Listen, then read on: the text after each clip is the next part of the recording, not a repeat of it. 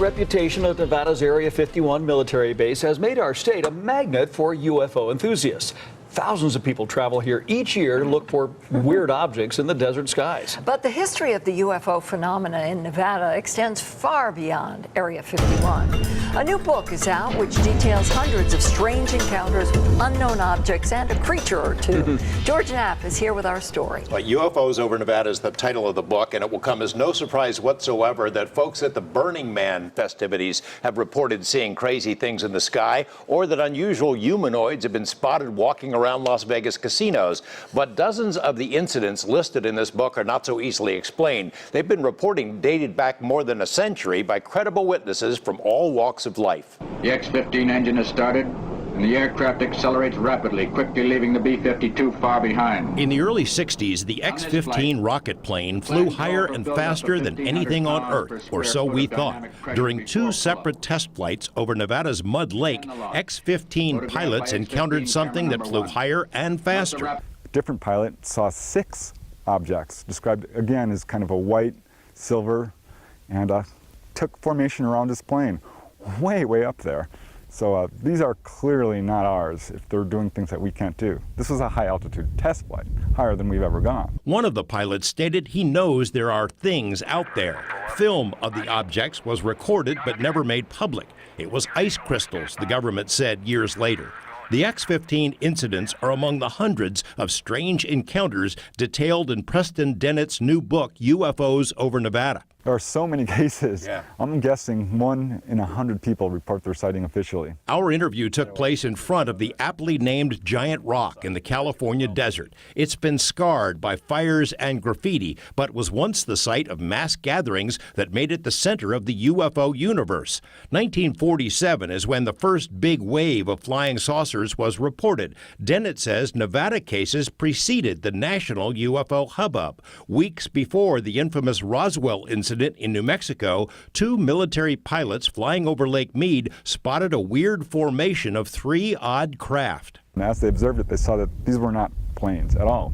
They were delta wing-shaped craft, no other markings on it, moving really fast, and they ended up reporting this officially. That case remains unidentified, although in later years the Air Force did its best to explain away as many UFO reports as it could.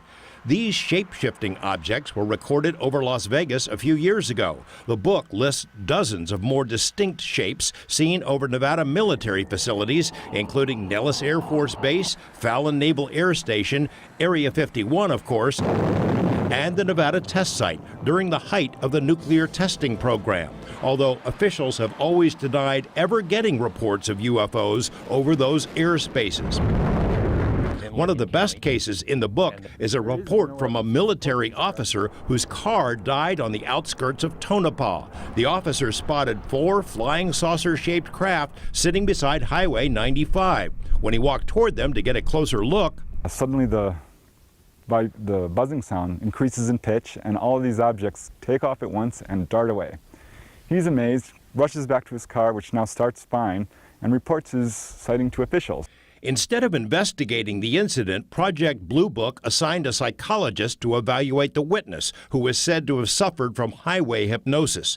The most spectacular case in the book is from April 1962. Because it's a fantastic case involving not a few hundred witnesses, thousands of witnesses saw this thing as it traveled across the United States. A fireball came in over Cuba, traveled up the East Coast, and while over New York, made a 45-degree turn to the left, zipped across the U.S. at differing speeds, landed in Utah, where it knocked out electrical power, then took off again before exploding over Clark County. And that's what the Air Force labeled it. First they called it a meteor, and then they changed their story and called it a balloon. The book contains dozens of sightings over the Las Vegas Strip, some of which were photographed, and a smattering of reports from celebrities. Rock drummer Ronnie Vannucci of The Killers saw a red UFO over Highway 95. Late-night radio host Art Bell and his wife saw a gigantic UFO not far from their home in Nye County. Actor and country singer Johnny Sands in 1973 encountered 2 of the strangest aliens ever reported while driving near Blue Diamond Road. road. Nevada's UFO godfather, former CIA pilot John Lear, was told by his wife Mara Lee to give up his passion for flying saucers, that is, until she saw her own. Filmmaker Jeremy Corbell has been working on a series about Lear and tells about Mrs. Lear's UFO sighting. Then one day she gets called out by her daughter into the backyard right at Sunrise Mountain in Nevada, and she sees for herself with her own eyes 2 circular flying saucers. They were like cans of tuna, like tuna fish cans, which is not aerodynamic. When it comes to UFOs, Dennett says seeing is believing. It really hits people at the core of their being, and saying UFOs are real kind of changes your whole worldview.